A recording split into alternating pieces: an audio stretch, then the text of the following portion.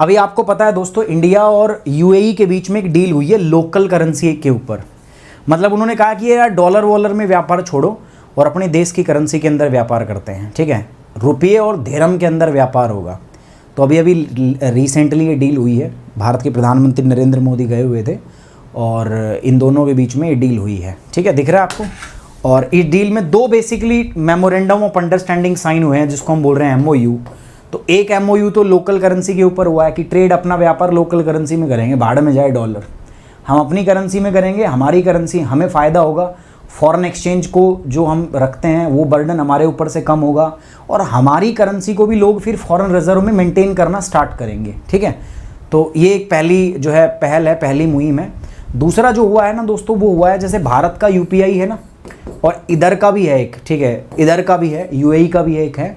तो उन दोनों को आपस में इंटीग्रेट करने की बात हुई है, जैसे सिंगापुर के अंदर हुआ था ना, तो उससे रेमिटेंस ट्रांसफर जो है वो बेटर हो जाएगा। तो चलिए टॉपिक भी देखते हैं, ये आया हुआ था एक्सप्लेन्ड द हिंदू में, India UAE deal to trade with local currency. तो दोनों के बीच में बात हो गई है भैया, लोकल करेंसी के अंदर में व्यापार यहाँ पे किया जाएगा। दो मेमोरेंडम ऑफ अंडरस्टैंडिंग साइन हुए हैं, ठीक है, इनको हम देखते हैं। जीएस पेपर 2, ये भी इंटरनेशनल रिलेशन का है। भाई दुनिया में कोई भी ऐसा एग्रीमेंट है जिसका संबंध भारत से है, या कोई भी ऐसा एग्रीमेंट जिससे भारत को फायदा है, तो हमें पढ़ना पड़ता है वो, ठीक है। तो टॉपिक क्या है, प्रधानमंत्री नरेंद्र मोदी की अभी एक रीसेंट विजिट थी यूएई पे, तो वहां पर दो MOU memorandum of understanding sign हुए हैं, आरबीआई के और किसके बीच में दोस्तों, सेंट्रल बैंक ऑफ यूएई के बीच में। समझ में आ रही बात। इन दो एग्रीमेंट में से पहला एग्रीमेंट क्या था, पहला एमओयू क्या था, first established a framework to promote the use of local currency. पहला इन्होंने क्या कहा कि भैया हम आपस में व्यापार करेंगे तो हम लोकल करेंसी का इस्तेमाल करेंगे। इंडिया और यूएई के बीच में बहुत व्यापार होता है भाई, ठीक है, इंडिया और यूएई के बीच में बहुत व्यापार होता है, मैं बताऊंगा कौन सा व्यापार होता है। तो पहला बोला कि जो भी क्रॉस बॉर्डर हमारा व्यापार होगा, ट्रांजैक्शन होगी, चाहे वो करंट अकाउंट हो चाहे कैपिटल अकाउंट हो, हम दोनों के अंदर में लोकल करेंसी का क्या करेंगे दोस्तों, इस्तेमाल करेंगे। पहली बात तो ये। और दूसरा, जैसे हमारा यूपीआई है, इनका भी है एक सिस्टम, ठीक है, जिसको नाम दिया जाता है, अभी बताऊंगा। तो दोनों को इंटरलिंक करने की बात हुई है कि दोनों को आपस में जोड़ते हैं। अब जो पहला मुद्दा है लोकल करेंसी सेटलमेंट सिस्टम, इसकी ये क्या है दोस्तों, तो जो फर्स्ट है दो एमओयू में से, इसका उद्देश्य क्या है कि एक लोकल करेंसी सेटलमेंट सिस्टम बनाया जाए to promote the use of rupee and dirham bilaterally, ठीक है। इसका इस्तेमाल करके हम क्या करेंगे, रुपये का और दिरहम का हम इस्तेमाल करेंगे, ठीक है, एक दूसरे के साथ व्यापार करने में। It will cover all current and permitted capital account transaction. तो कह रहा है कि इसके तहत में जितने भी हमारे चाले और अनुमत पूंजी खाता का लेन देन है वो शामिल होगा। जब हम किसी देश के साथ व्यापार करते हैं तो दो प्रकार के खाते होते हैं हमारे भी, तो एक तो होता है करंट अकाउंट और दूसरा होता है दोस्तों हमारा, ठीक है, जिसको हम बोलते हैं कैपिटल अकाउंट। तो दोनों प्रकार के अकाउंट के अंदर में हम रुपीज़ और दिरहम का क्या करेंगे, इस्तेमाल करेंगे। फायदा है कि नहीं है दोस्तों, इससे बताओ। फायदा है यार। एक तो जो हमारे एक्सपोर्टर इंपोर्टर होते हैं ना, उनको मज़ा आ जाएगा, क्योंकि सारी की सारी इनवॉइस किस में बनेगी, रुपये में और दिरहम में बनेगी, ठीक है भाई। जैसे पहले हम सामान बेचते थे या खरीदते थे, तो पहले इनवॉइस किस में बनती थी, डॉलर में, यूएस डॉलर में। अब वो जो है इनवॉइस वो दिरहम में बनेगी और इंडियन रुपीज़ में बनेगी।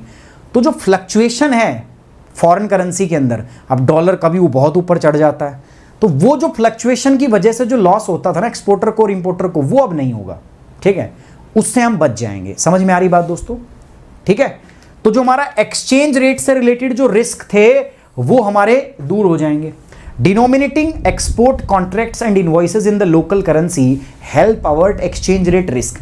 कह रहा कि निर्यात अनुबंधों और चालनों को स्थानीय मुद्रा में अंकित करने से हमारी जो विनिमय दर से संबंधित जो जोखिम है, वो जोखिम हमारे क्या हो जाएंगे, कम हो जाएंगे। ये फायदा होगा हमें। It would also help promote investment and remittance between the two countries. जो हमारे दो देश हैं उनके बीच में क्या होगा, इन्वेस्टमेंट बढ़ेगा। जैसे सपोज करो, ठीक है, भारत बहुत ज़्यादा खरीद रहा है कहाँ से, यूएई से, तो खरीदने में हम क्या देंगे, रुपया देंगे। अब वो रुपये का वो करेगा क्या, वो रुपया उल्टा लाके वो भारत में इन्वेस्ट कर देगा, ठीक है। ऐसे ही मान लो हमने यूएई के साथ व्यापार किया, हमने उनको कुछ बेचा, उन्होंने हमें दिरहम दे दिया।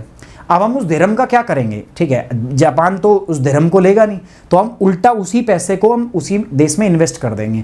तो इससे रेमिटेंस और इन्वेस्टमेंट जो है दोस्तों, वो दोनों देशों के बीच में बढ़ेगी, उसमें मदद मिलेगी। Broadly the arrangement would help optimise transaction cost and settlement. दो देशों के बीच में जो ट्रांजेक्शन कॉस्ट और सेटलमेंट है ना, वो भी बेहतर हो जाएगी, है ना। दूसरा जो एमओयू हुआ है वो किसके ऊपर हुआ है, वो इसके ऊपर है कि जो हमारा यूपीआई है और इनका जो है वो है IPP, instant payment platform, IPP. तो कह रहा कि यूपीआई और आईपीआई का ब्याह करवा देते हैं, इनकी शादी करवा देते हैं दोनों की, ठीक है। इन दोनों को क्या करा देते हैं, इंटरलिंक कर देते हैं। इससे क्या होगा सर, आज मान के चलो दुबई में कोई बंदा है, काम कर रहा है, तो वो दुबई के अंदर में जो पैसा कमाता है, ठीक है, उसको वो इंडिया में ट्रांसफ़र करता है, तो उसको बोलते हैं रेमिटेंस भेजना। तो वो जो जिस तरीके से वो रेमिटेंस भेजता है ना, तो पहले वो एक्सचेंज रेट उसमें जाता है, कन्वर्ट होता है और फिर कन्वर्ट होके आता है। अब कोई बंदा है जो बेचारे जिसकी सैलरी बहुत कम है, तो उसको उसके लिए वो मुश्किल हो जाता है, उसके लिए वो कन्वीनियंट नहीं है, क्योंकि उसमें जब आप ऐसे रेमिटेंस भेजते हो तो कुछ तो फीस होती है जो कटती है। तो जिसकी बेचारे की तनख्वाह ही कम है, वो सारा तो पैसा वहीं कट के ख़त्म हो जाता है उसका। समझ में आ रही बात दोस्तों? तो उसके लिए वो फिर ठीक नहीं होता। ये खुद किसने बोला हुआ है दोस्तों, आईएमएफ और वर्ल्ड बैंक ने बोला हुआ है कि यार ये चीज़ ठीक नहीं है। इसलिए आईएमएफ और वर्ल्ड बैंक कहता है कि यार आप प्रयास करो, ठीक है, कि आप जो आपस में आपके नेटवर्क है ना, उनको आप लिंक कर लो। जैसे इंडिया ने अभी यूपीआई और सिंगापुर का था, उसके साथ अभी हमारा लिंक हुआ था, तो उसमें सिंगापुर की सरकार ने खुद कहा है कि ये होने के बाद में जो रेमिटेंस का जो कॉस्ट है वो 10% कम हो गया है। समझ में आ रही बात? तो इसीलिए अब दुबई में बहुत सारे लोग हैं जो भारत के हैं जो काम करते हैं, अब वो पैसा घर भेजते हैं, घर भेजने के लिए उनको जो है ट्रांसफ़र जो है वेस्टर्न यूनियन मनी ट्रांसफ़र, ये वो फलाना, उनसे रेमिटेंस भेजना पड़ता है। अब उस चक्कर में ना वो महंगा पड़ता है उनके लिए जिनकी सैलरी कम है। लेकिन अगर ये यूपीआई और इंस्टेंट पेमेंट प्लेटफॉर्म लिंक हो जाएगा ना, तो फिर आप बहुत तेज़ी के साथ, बहुत फास्ट तरीके से, कन्वीनियंट तरीके से और बहुत कम लागत के अंदर में आप ये क्रॉस बॉर्डर ट्रांजेक्शन कर पाओगे। ठीक है, समझ में आ रही बात? इसके अलावा ये कह रहे हैं कि यार हमारा जो कार्ड के जो स्विच है, जैसे रुपे कार्ड का जो स्विच है और यूएई का जो स्विच है, उसको भी हम आपस में जोड़ते हैं। साथ साथ जो हमारा पेमेंट सिस्टम है उसके अंदर जो मैसेजिंग सर्विसेज है उनको भी लिंक करते हैं। कार्ड स्विच का मतलब क्या होता है, it facilitating communication and transaction between different payments, कि भारत का रुपए यूएई में चल जाएगा और यूएई का जो है वो भारत में चल जाएगा, कार्ड जितने भी हैं, तो उसकी भी बातचीत चल रही है अभी। ठीक है, it will facilitate mutual acceptance of domestic card. आप इंडिया का कार्ड लेके जाओ, आपका कार्ड वहाँ चल जाएगा, उधर का कार्ड लेके आओ, वो इंडिया में चल जाए। अभी क्या वीज़ा और मास्टर कार्ड ही चलता है, रुपी का जो कार्ड है वो शायद नहीं चलता। तो लेकिन इसके बाद जब ये हो गया ना, अब क्या होगा दोस्तों, जब ये प्रोसेस पूरी हो जाएगी तो उसके बाद में इंडिया का जो रुपे कार्ड है उसको भी आप लेके जाओगी तो उसकी भी एक्सेप्टेंस होगी, कोई उसको मना नहीं करेगा। ठीक है, मैं तो क्या है दोस्तों इसका सिग्निफिकेंस मैंने बताया। देखो, पहली बात तो ये, जो लोग यार घर से बाहर काम करते हैं और वो वहाँ से अपना पैसा घर भेजते हैं, उसको बोलते हैं हम रिमिटेंस। तो ऐसे लोग जिनका यार कम पैसा है, जो लो वेज अर्न करते हैं, बहुत ज़्यादा पैसे नहीं कमाते, अब वो जब घर पैसे भेजते हैं तो कॉस्ट ऑफ ट्रांजैक्शन की वजह से उनका पैसा बहुत कट जाता है।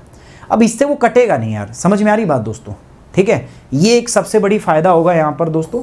साथ साथ में जब ये कनेक्शन हो जाएगा तो रियल टाइम में पैसा ट्रांसफ़र, यूपीआई से कितना टाइम लगता है, आप करते हो ना यूपीआई से ट्रांसफ़र, तो ये रियल टाइम में चीज़ें होंगी, तो वो एक बढ़िया बात है यहाँ पे। ठीक है, अब दोस्तों ऐसा ही एग्रीमेंट अभी नेशनल कॉर्पोरेशन ऑफ इंडिया ने किसके साथ किया था, सिंगापुर का जो पे नाउ है ना, तो हमारा जो यूपीआई है थोड़े दिन पहले सिंगापुर के पे नाउ के साथ भी हमने इसको मर्ज किया था, इंटरकनेक्ट किया था। और उसकी वजह से अभी सिंगापुर की अथॉरिटी ने ही बताया कि जो रेमिटेंस भेजने की जो सर्विस है ना वो 10% सस्ती हो गई है। ठीक है, ये सिंगापुर की जो मॉनेटरी अथॉरिटी है उसने बताया, तो अच्छी बात है यार इसका मतलब। तो यूएई के साथ भी करते हैं तो बेहतर होगा ना। तो मल्टीपल कंट्री के साथ अगर हम इस प्रकार का इंटर ऑपरेटिबिलिटी बना लेते हैं तो फिर वो बेहतर हो जाएगा।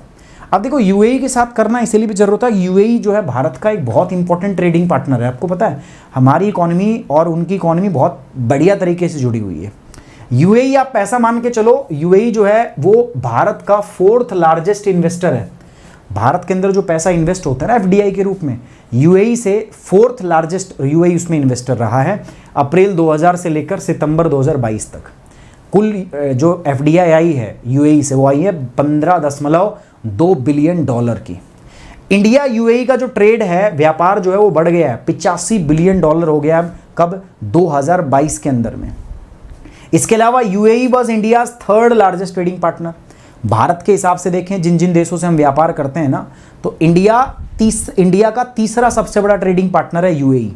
And 2nd largest export destination, Bharat से सबसे ज़्यादा जो माल जाता है वो यूएई में जाता है। UAE is the 2nd largest trading partner. पहले पे कौन है, अमेरिका, दूसरे पे कौन आ रहा है दोस्तों, यूएई आ रहा है ना। और उल्टा यूएई की बात करें तो यूएई के हिसाब से, अगर यूएई के हिसाब से देखें तो इंडिया जो है वो यूएई का सेकंड लार्जेस्ट ट्रेडिंग पार्टनर है। ठीक है, सब लोग दुबई भागते रहते हैं, तो दुबई के लिए हम, यूएई के लिए हम बहुत ज़रूरी हैं भाई। यूएई का हम सेकंड लार्जेस्ट ट्रेडिंग पार्टनर है। अब आप सोचोगे सर क्या हम इंपोर्ट एक्सपोर्ट करते हैं, तो मैं बताता हूँ भारत से जो एक्सपोर्ट होता है वो एक्सपोर्ट होने में क्या आता है, mineral fuel, mineral oils, product, bituminous substance, mineral wax, उसके अलावा pearls, precious stone, metal, electric machineries, equipment and other thing. Import क्या क्या होता है दोस्तों, तो हम इंपोर्ट करते हैं पेट्रोलियम क्रूड, कच्चा तेल मंगवाते हैं, बाकी फिर इंडिया में रिफाइनरी में हम साफ साफ करके उधर उन्हीं को चिपकाते हैं, जितने भी पेट्रोलियम रिलेटेड प्रोडक्ट्स हैं वो। ठीक है, ये सब चीज़ें समझ में आई बात दोस्तों, समझ में आया कि नहीं आया बताओ। सर इंडिया में जो क्रूड ऑयल निकलता है उसमें से वो कुछ एक्सपोर्ट कर देते हैं, जबकि इंडिया कोई एक्सपोर्ट नहीं करता। कौन कह रहा है एक्सपोर्ट करता है, भारत का खुद का तो पूरा पड़ता नहीं है। हम जो निकालते हैं कच्चा तेल वो भारत की ज़रूरत का महज 10% पूरा भी नहीं कर पाता। ठीक है, और जो निकलता है भारत से, हम देखो इंडिया में क्या रिफाइनरीज़ हैं, हम कच्चा तेल बाहर से ले आते हैं, इधर उनको साफ़ करते हैं। ठीक है, कच्चे तेल को जब आप रिफाइन करते हो तो उससे पेट्रोल, डीजल, ठीक है, मिट्टी का तेल, कैरोसिन, ये वो जो है दुनिया भर के तेल उसी से बनते हैं ना, फिर वैक्स, प्लास्टिक, फिर उन चीज़ों को हम बेचते हैं। ठीक है, उन चीज़ों को हम क्या करते हैं, बेचते हैं, तो वो चीज़ें फिर यहाँ पे बेची जाती है। डन। अब आते हैं रिलेटेड सर्च पे। समझ में आ गया तो एक बार कमेंट बॉक्स में लिख दो यार, हाय हाय मिर्ची, उफ उफ मिर्ची। जल्दी से लिख दो कमेंट बॉक्स में, हाय हाय मिर्ची, उफ उफ मिर्ची। जल्दी से लिखेंगे, लिख दीजिए भाई। अब देखो रिलेटेड सर्च पे आ जाते हैं। सबसे पहला क्या है हमारे पास, united payment interface, unified payment, UPI क्या है, 1000 बार पढ़ चुके हो। एनपीसीआई क्या है, दूसरा national payment corporation of India. अब जो नया बच्चा है वो टेंशन मत लेना, अभी नहीं पढ़ा तो थोड़े टाइम के बाद में भी आप कर लोगे, don't worry. Remittance in India, Bharat के अंदर में जो रेमिटेंस होता है, रेमिटेंस, ठीक है, वो कैसे भेजा जाता है, कैसे नहीं आता, भारत रेमिटेंस के अंदर में किस स्थान पे है, किस स्थान पे नहीं है। So these kind of things can be asked to you. ठीक है, अब आते हैं प्रीलिम्स में। सर प्रीलिम्स में क्या पूछ सकता है, सर आपसे पूछ सकता है पता है क्या, लोकल करेंसी सेटलमेंट सिस्टम क्या है, कैसे, how it is significant for exporter, exporter को कैसे मजा आएगा इसमें, ये यूपीआई आईपीपी लिंकेज क्या है और इसका महत्व क्या है। So these are the important topic for prelims. So prelims में यहां से सीधे सवाल आपसे किए जा सकते हैं। ठीक है, अब यहां से भी एक सवाल हम यहां पे आपके साथ करते हैं। ठीक है, अब देखो जो आज टॉपिक पढ़ाया है मैंने पूरा बताया, अब मैं इसी पे सवाल दे रहा हूं, अलग से नहीं दे रहा। क्या है कि what is local currency settlement system signed between India and UAE. कह रहा है भारत और यूएई के बीच में जो लोकल करेंसी सेटलमेंट सिस्टम अभी साइन हुआ है ये क्या है। How will trading in local currencies help, किस प्रकार से अगर हम लोकल करेंसी में ट्रेड करें तो वो हमें कैसे मदद देगा। And what are the benefit of linking UPI and UAE counter part instant payment platform. कितना बढ़िया सवाल है, आराम से लिख सकते हो, पूरा यही पढ़ाया है। अगर पूरा टॉपिक देखोगे तो यही टॉपिक है जो मैंने इसके अंदर कवर कराया है। समझ आया या नहीं आया जल्दी से बताएं, कमेंट बॉक्स आपके लिए खुला है, जल्दी कमेंट करिए दोस्तों फटाफट से। एंड कमेंट बॉक्स में ओके की रिपोर्ट फटाफट से लिखते जाओ यार, अभी तो छूट ही समझो इसको, क्योंकि एनुअल प्राइस हाइक होने वाला है, 10% प्राइस बढ़ जाएगा जुलाई 22 के बाद। ठीक है, तो जिन बच्चों को करना है यार जाके सब्सक्रिप्शन ले लो। मैं आपको बता दूं, देखो गूगल फॉर्म है एक आपका, कमेंट बॉक्स में भी लगा हुआ है। ठीक है, कमेंट बॉक्स में भी है, गूगल फॉर्म है आपका, बस इस गूगल फॉर्म को भर दो। इसमें कुछ नहीं करना, आपको नाम भरना है, अपना मोबाइल नंबर भरना है, ठीक है, मेरा कोड डाल देना है सुमित 10, ठीक है, ये सब भर के ना आपको सबमिट कर देना है। मेरी टीम आपसे फिर संपर्क कर लेगी। जिसको सब्सक्रिप्शन लेना है देखो कमेंट बॉक्स में लिखा हुआ है ऊपर टॉप में, ठीक है, 22 तारीख से पहले पहले करना है तो भर दो, मैं टीम से बोल देता हूँ आपको तुरंत संपर्क कर लेंगे जो इसको भरेंगे। अभी ऑफर भी चल रहा है, 12 महीने के साथ 3 महीने का एक्स्ट्रा, 18 के साथ 4 महीने का, 24 और 36 के साथ 6 और 9 महीने का। तो जल्दी करो यार, देर बिल्कुल मत करो, क्योंकि ऑफर जो है फिर एंड हो जाएगा। 2 प्रकार के सब्सक्रिप्शन मैंने बार बार बोले हैं आपको जो हमारे आते हैं, एक तो होता है प्लस और दूसरा क्या होता है दोस्तों, आइकॉनिक। दोनों में आप हमारे साथ जुड़ सकते हो। Live class, weekly test, structured course और अनलिमिटेड क्लास आपको मिलेंगी। और अगर आप आइकॉनिक करते हैं तो पर्सनल गाइडेंस और स्टडी मटेरियल ये और आपको मिलेगा। बट जो भी बच्चा मेरा कोड लगाएगा, मेरा गाइडेंस तो रहेगा उसके पास पर्सनल। बस आपको कुछ नहीं करना, जो रिसिप्ट है वो मुझे मेल कर देनी है, उसके बाद आपका काम खत्म। मैं आपको पर्सनल अपने ग्रुप में ऐड करूंगा, मेरा बिल्कुल टच रहेगा, कभी भी किसी भी समय कोई भी दिक्कत आएगी आप मेरे से बात कर पाओगे, ठीक है। ये मेरा टेलीग्राम चैनल है, अभी पीडीएफ इसी पे डाल दूंगा, ठीक है। पीडीएफ अपनी डाउनलोड कर लेना, ठीक है। और सही है, चलते हैं, तो इसको फॉलो जरूर कर लेना लेकिन, ठीक है। So on this note we are ending this session. Thank you very much, take care, bye bye, Jai Hind दोस्तों।